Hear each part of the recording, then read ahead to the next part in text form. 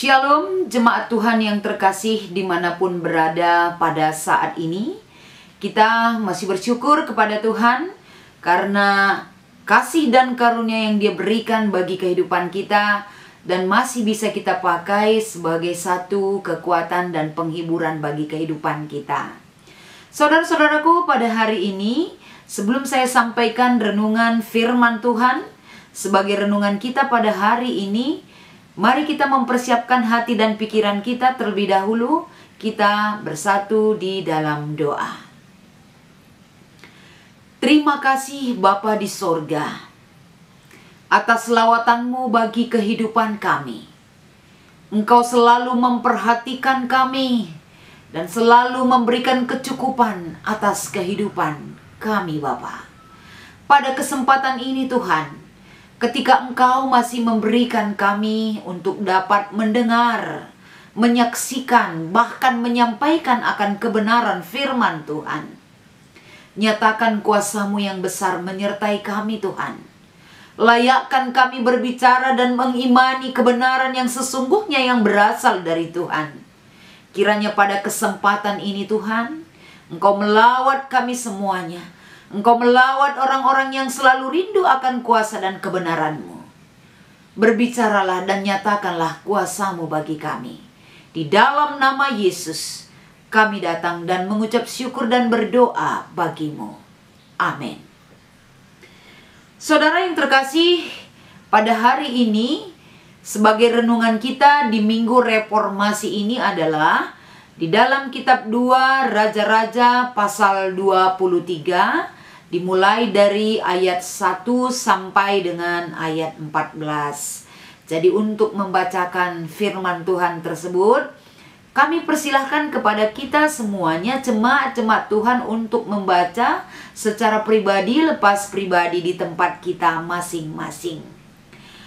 Kalau kita lihat daripada apa yang disampaikan oleh firman Tuhan di dalam kitab 2 Raja-Raja pasal 23 ayat 1 sampai 14. Mungkin kalau kita melihat apa yang dilakukan oleh Yosia, apakah mungkin kita berani melakukan hal yang demikian?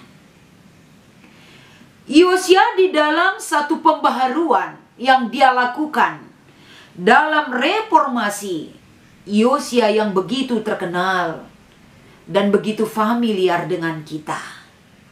Tentunya kalau kita merenungkan di dalam Minggu Reformasi ini, saudara-saudara, bagaimana dengan saya? Bagaimana dengan saudara?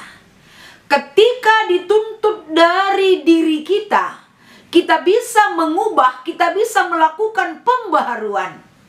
Karena memang kita tahu satu hal itu perlu dilakukan pembaharuan. Tapi apakah itu bisa kita lakukan atau tidak? Kalau kita belajar dari firman Tuhan yang sampai kepada kita pada hari ini, tidak ada yang tidak bisa kita lakukan ternyata di hadapan Tuhan. Kita melihat dulu satu pesan yang mungkin bisa kita ambil maknanya pada hari ini, bagaimana dan kenapa itu Yosia melakukan satu reformasi yang begitu besar. Salah satunya adalah Yosia ketika dia memiliki kesempatan untuk mendengarkan pembacaan Taurat ataupun undang-undang Musa. Satu hal yang dia ingat di situ dan dia pahami adalah bagaimana undang-undang Musa yang dibacakan kepada dia menyatakan bahwa tidak ada Allah yang lain selain daripada Allah yang harus kita sembah. Pemahaman itu jelas dan diimani oleh Yosia. Sehingga ketika dia paham daripada undang-undang Musa yang dibacakan kepada dia, ataupun Taurat daripada Musa tersebut, ternyata mengubah sikap dan pemikirannya. Bahkan dia melakukan satu tekad yang bulat di dalam dirinya. Sehingga apa yang dilakukan Yosia? Yang pertama, dia merenung. Berarti ketika apa yang diperhadapkan dari undang-undang Musa tersebut kepada dia, dia melihat Dia mengerti sekarang bahwa apa yang terjadi selama ini dalam kehidupan bangsa Yehuda dan Yerusalem, dan apa yang dilakukan para pemimpin-pemimpin umat Tuhan pada kesempatan ini, mereka telah melenceng daripada jalan yang sebenarnya. Sehingga dari pernyataan dan pemahaman yang demikian, saudara-saudara yang terkasih, apa yang dilakukan oleh Yosia? Dia mulai melakukan satu tindakan pembaharuan. Yang dia lakukan di sini yaitu pembaharuan di berbagai-bagai hal. Tapi satu hal yang menjadi renungan kita pada hari ini adalah dia melakukan tindakan pembaharuan terutama di dalam rumah Tuhan. Karena Yosia berpikir, jika orang-orang yang ada di rumah Tuhan dan orang-orang yang datang ke rumah Tuhan diperbaiki sikap dan kehidupannya, tatanan kehidupan baru akan diberikan kepada dia, tentu akan berdampak ke dalam kehidupan yang mereka kerjakan di luar daripada rumah Tuhan tersebut. Satu sisi mungkin kita dapat menangkap pesan untuk itu. Ketika Yosia melakukan pembaharuan di rumah Tuhan, saudara-saudara, pembaharuan apa yang dia lakukan? Inilah yang akan kita lihat. Beberapa poin-poin yang mungkin menjadi satu perenungan yang dalam bagi kita. Yang pertama dilakukan Yosia di sini adalah pembaharuan dimulai dalam situasi keadaan bangsa ini sangat terpuruk kehidupannya. Situasi terpuruk inilah dipakai oleh Yosia untuk memperbaiki kembali agar kehidupan bangsa ini dipulihkan. Bagaimana selayaknya orang yang menghargai dan percaya akan kuasa Tuhan, dan menjadikan Tuhan itu adalah satu-satunya Tuhan yang mutlak dan wajib untuk diyakini dan diimani di dalam kehidupan. Oleh karena itu yang pertama Yosia lakukan di sini, saudara-saudara, kalau kita lihat ayat 1 jelas mengatakan bahwa satu strategi yang dipakai oleh Yosia adalah dia tidak menghilangkan tradisi yang sudah ada di dalam kehidupan bangsa ini. Dia kumpulkan tua-tua Yehuda dan Yerusalem sebagaimana selama ini yang sudah dilakukan di dalam tradisi bangsa ini. Dia kumpulkan orang-orang tersebut di mana tujuannya adalah agar dia bisa berkompromi, bisa menjelaskan apa keinginannya sebagai raja bagi orang-orang yang bisa menjadi kaki tangannya untuk menyampaikan kepada penduduk ataupun orang-orang yang ada di sekitar Yehuda dan Yerusalem. Setelah itu bagaimana dia membawa penduduk Yerusalem, para imam, para nabi, orang awam dan lain-lainnya. Yosua di sini di dalam mengumpulkan massa yang begitu banyak, dia mengandalkan Tuhan dalam mengambil keputusan. Yosia sebagai raja membawa rakyatnya untuk mengutamakan Tuhan, pengenalan akan Tuhan yang sebenarnya. Itu adalah tujuan utama daripada reformasi Yosia bagi kehidupan bangsa ini. Sehingga kalau kita lihat kembali di dalam ayat 3, maka selanjutnya Yosia juga mengadakan perjanjian dengan Tuhan, bahwa dia bersedia mengikuti segala aturan, ketetapan dan perintah Tuhan, berserta dengan rakyat yang setia dan siap mendukung terhadap apa keputusan yang dilakukan oleh Raja Yosia. Oleh karena itu, selain daripada mengumpulkan orang-orang yang bisa membackup dia, yang bisa membantu dia agar mereka sepaham, mereka bisa berdiskusi, mereka bisa berbagi. Selain itu, dia juga melakukan pembaharuan di mana imam-imam yang tidak berguna ataupun imam-imam para Baal tidak dia pakai lagi sebagai imam di dalam rumah Tuhan. Semua perkakas-perkakas yang pernah pernah dipakai untuk Baal, bukan hanya imam yang tidak dipakai, tapi semua perkakas-perkakas yang pernah dipakai untuk penyembahan kepada Baal, semuanya itu dibuang dan dimusnahkan, termasuk keperluan-keperluan penyembahan kepada Asyera. Semuanya dia bakar perkakas-perkakas tersebut. Itulah tindakan yang dia lakukan. Selanjutnya kalau kita baca dalam ayat 5-8, di sini ada lagi hal yang dibersihkan oleh pembaharuan yang dilakukan oleh Yosia. Kalau kita lihat di dalam ayat 5-8 ini, satu hal yang kita lihat di sini adalah dia memberhentikan imam dewa asing yang ada di sekitar bangsa ini. Begitu juga dengan dewa matahari, dewa bulan, begitu juga dengan tentara langit. Mengeluarkan tiang-tiang berhala dalam rumah Tuhan. Petak-petak pelacuran bakti yang menurut mereka selama ini mereka sembah, semuanya dihancurkan. Bahkan menajiskan bukit-bukit pengorbanan di pintu gerbang, dia juga akan bersihkan. Pembersihan yang dilakukan Yosia dalam ayat 5-8 ini, pembersihan yang dimulai dari oknum, benda-benda, tempat, dan segala yang berkaitan dengan berhala, betul-betul dia bersihkan, bersih tuntas.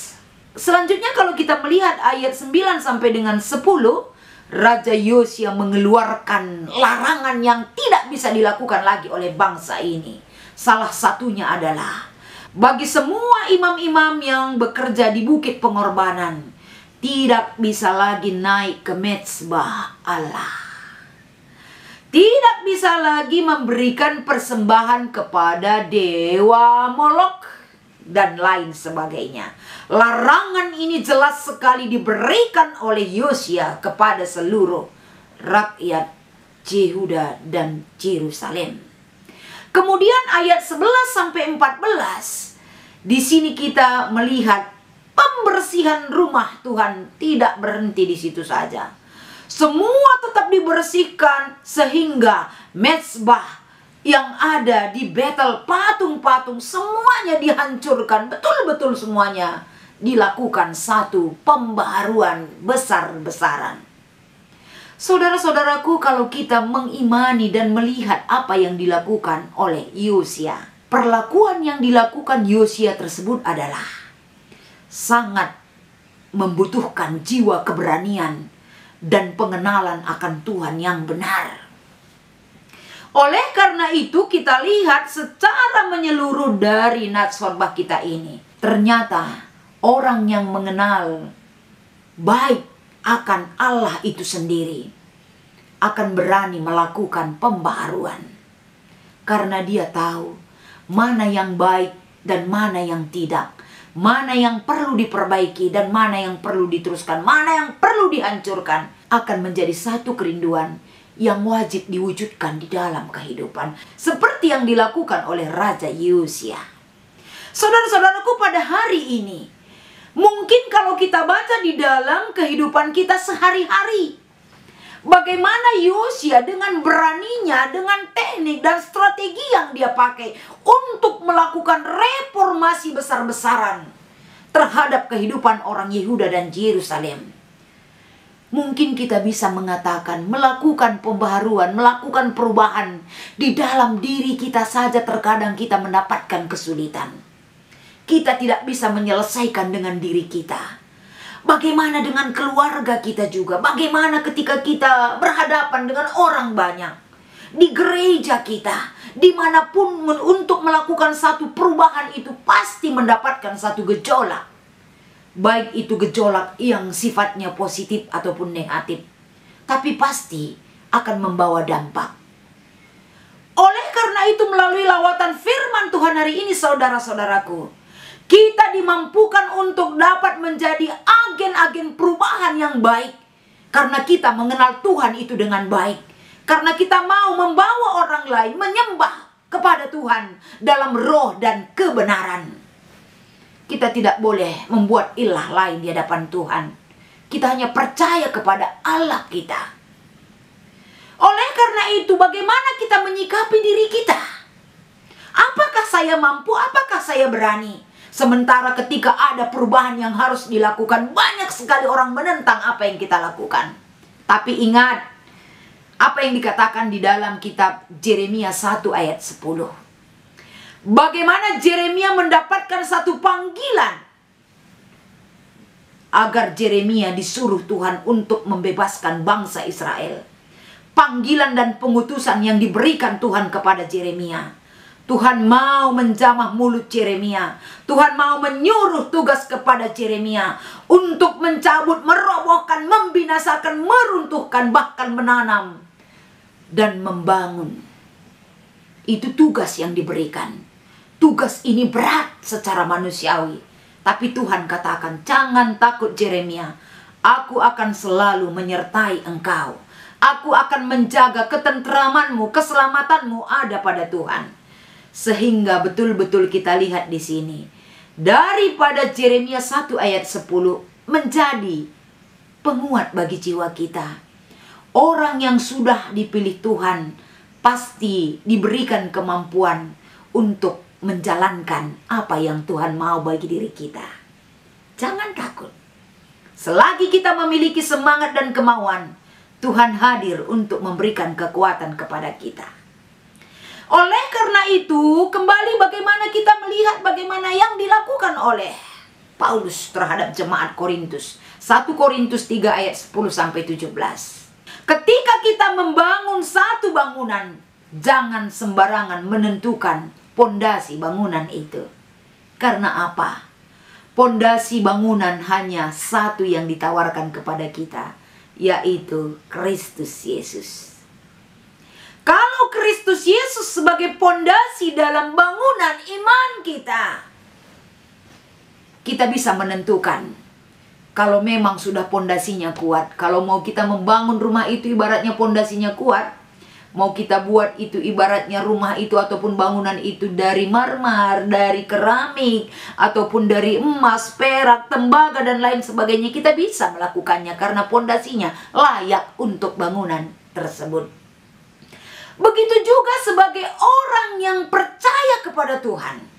Jangan salah dasar, jangan salah pemahaman akan Kristus di dalam hidup kita. Pengenalan yang baik akan Kristus di dalam kehidupan kita menjadikan diri kita sebagai rumah Allah itu sendiri. Karena Allah itu sendiri berdiam di dalam diri kita. Oleh karena itu dari 1 Korintus 3 ayat 10-17 mengingatkan kita, setiap orang adalah bait Allah. Kita semua orang yang sudah dipilih pasti dibekali Tuhan. Dan kita adalah bait Allah itu sendiri. Dan Tuhan berdiam di dalam kita. Jangan kotori hidup kita oleh hal-hal yang tidak berkenan. Tuhan mau kehidupan kita meletakkan kehidupan iman percaya kita kepada pondasi yang kuat dan benar, tidak salah. Pemahaman kita hidup bersama Tuhan juga seperti itu, saudara-saudaraku. Jangan sempat meletakkan iman dan percaya kita kepada tempat yang salah. Karena iman percaya yang kita miliki selalu membawa kebenaran atas kehidupan kita. Karena Allah yang kita sembah itu dan kita yakini adalah Allah sumber kebenaran. Oleh karena itu di dalam minggu reformasi ini sebagai tema kita reformasi spiritualitas. Bagaimana kita sudah memiliki spirit. Bagaimana kita melakukan satu perubahan besar. Spirit yaitu berarti roh pembaharuan, roh penggerak sudah kita miliki. Lakukanlah perubahan, lakukanlah satu hal pembaharuan. Karena melakukan pembaharuan itu banyak sekali yang perlu diperbaharui atas hidup kita. Dimanapun kita berada, namanya kita ini tidak ada manusia yang sempurna di hadapan Tuhan. Kita selalu butuh diperbaharui akan kehidupan kita. Untuk memperbaharui tersebut, walaupun ada tantangan dan rintangan, jangan takut. Agar kita dapat menghidupkan kembali sebagaimana semangat Bapak-Bapak reformasi kita Martin Luther. Dia juga sangat lihai dan peka terhadap apa yang terjadi di gereja Tuhan. Kita juga seperti itu. Agar penyembahan yang benar bisa kita lakukan. Agar perlakuan kita yang baik dan memang seperti itu yang diharapkan Tuhan. Menjadi tujuan kita bersama untuk mewujudkan kehadiran Tuhan yang sesungguhnya di dalam hidup kita. Tuhan Yesus memberkati firman Tuhan ini agar senantiasa berguna dan menguatkan saya dan saudara. Kita berdoa. Kami bersyukur dan berterima kasih Tuhan buat kesempatan dan lawatan-Mu bagi kehidupan kami. Nyatakan di dalam hidup kami Tuhan bahwa kami selalu merindukan pembaharuan dan perbaikan untuk yang lebih baik lagi di dalam diri kami, di dalam jemaat-Mu Tuhan. Agar apa yang tidak berkenan bagi-Mu Tuhan, sehati sepikir kami untuk memperbaiki yang harus diperbaiki. Kiranya kuasa-Mu selalu memampukan kami untuk melakukan perubahan-perubahan, mereformasi spiritualitas, melakukan perubahan besar-besaran di dalam kehidupan kami, agar kami semakin layak sebagai anak-Mu, agar kami semakin layak sebagai bait Allah-Mu di dalam hidup kami. Terima kasih Tuhan, terima kasih Bapa. Inilah doa kami, di dalam nama Yesus kami berdoa, amin.